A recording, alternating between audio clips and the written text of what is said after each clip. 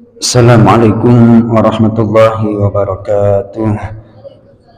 Bismillah, alhamdulillah, wassalatu wassalamu ala rasulillah wa ala alihi wa ashabihi wa mawalah, amma ba'du. Jemaah sekalian yang dimuliakan Allah subhanahu wa ta'ala, jemaah salat maghrib Masjid Nurul Ikhlas rahimakumullah.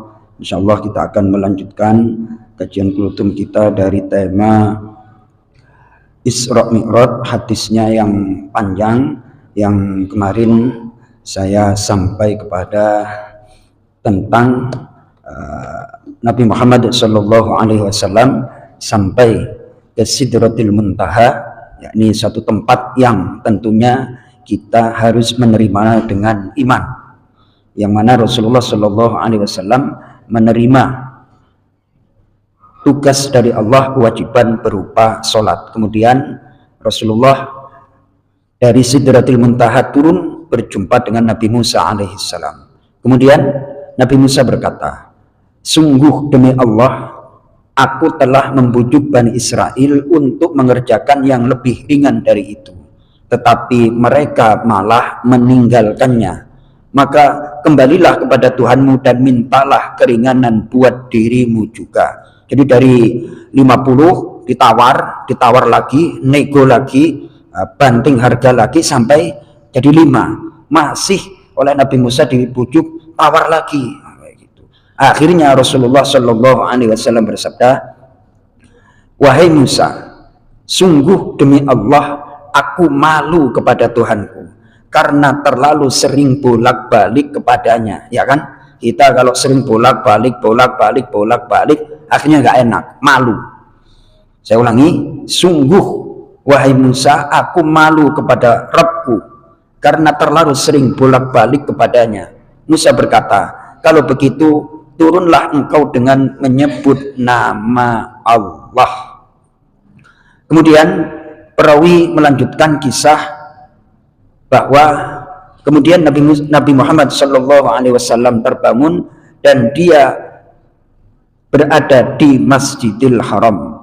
Demikianlah menurut lafadz atau redaksi yang diketengahkan oleh Imam Bukhari dalam Kitab Tauhid. Jadi ketika hadis ini diterjemah menjadi 1, 2, 3, 4, 5, ya 4 halaman.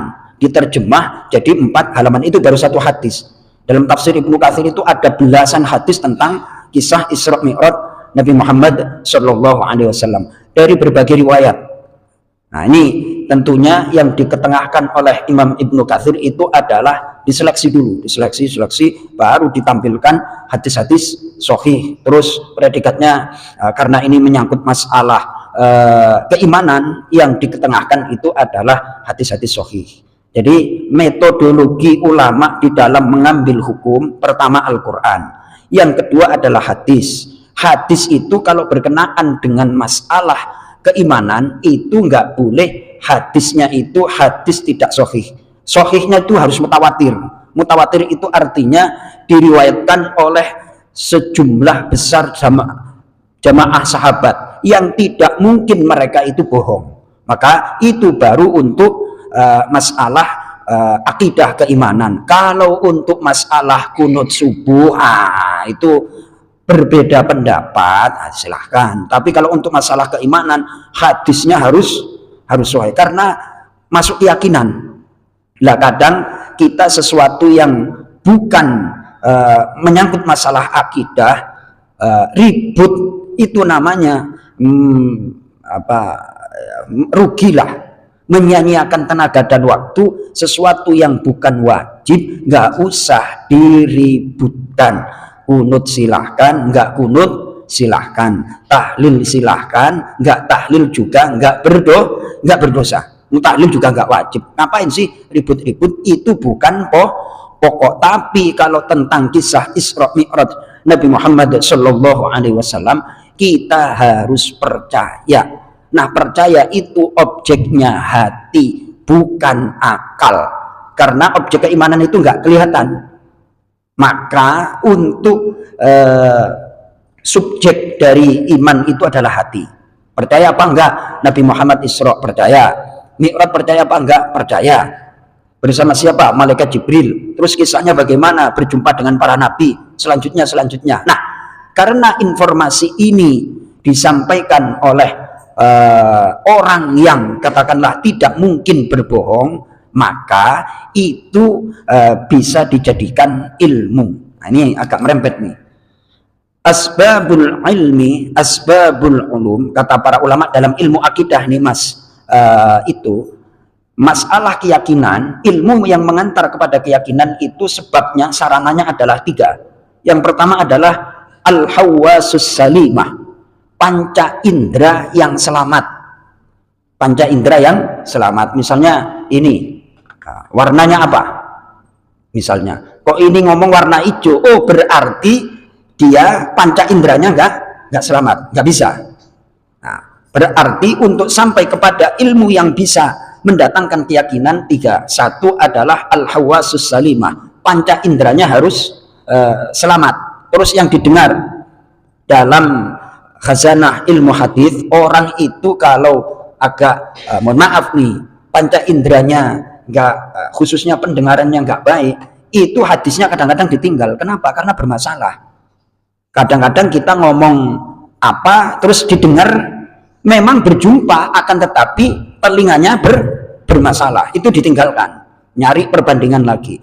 Yang kedua adalah yang menyebabkan ilmu untuk akidah, ilmu yang bisa mengantarkan kepada keyakinan adalah al-khobarul mutawat, yakni khobar yang meyakinkan, informasi yang pasti benarnya. Nah, informasi yang pasti benarnya itu kata para ulama adalah Al-Quran.